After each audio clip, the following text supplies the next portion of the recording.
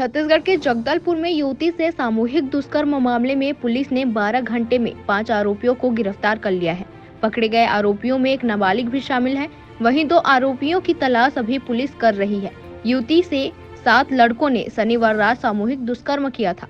युवती अपने मामा के लड़के के साथ मेला देखने गई थी। मामला दरभा थाना क्षेत्र का है। जगदलपुर से संवाददाता विजय पचौरी की रिपोर्ट। थाना दरभा क्षेत्र में निवास करने वाली एक महिला कल मावली पदर का मेला अपने रिश्तेदारों के साथ गई थी और मेले में उसके मामा का लड़का भी आया हुआ था। कुछ देर मेले में रहने के बाद वो युवती अपने मामा के लड़के के साथ पास के एक मैदान में बैठ के खाना खाई और उसके बाद जब वो लौट रही थी उसी समय गुमड़पाल गांव के कुछ युवकों ने उनका रास्ता रोका और उसके युवती के मामा के लड़के को डरा धमका के वहाँ से भगा दिया और पीड़िता को काफ़ी दूर तक सभी आरोपी मिलकर के ले गए और एक तालाब के पास ले जाकर उसके साथ सामूहिक दुष्कर्म की घटना कारित की। इस घटना की सूचना प्राप्त होते ही थाना दरभा में अपराध पंजीबद्ध कर विवेचना में लिया गया और बहुत ही त्वरित कार्रवाई करते हुए 7 में से 5 आरोपियों को अरेस्ट किया गया है। अरेस्टेड आरोपियों में से एक नाबालिग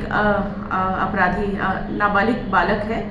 साथ ही इसमें बुधराम मड़काम और दुलगो पोड़ियामी नामक 2 युवकों को अरेस्ट किया गया है। 2 अन्य भी अरेस्ट किए गए हैं और इसके अलावा 2 आरोपियों की सभी सरगर्मी से पता तलाश की जा रही है।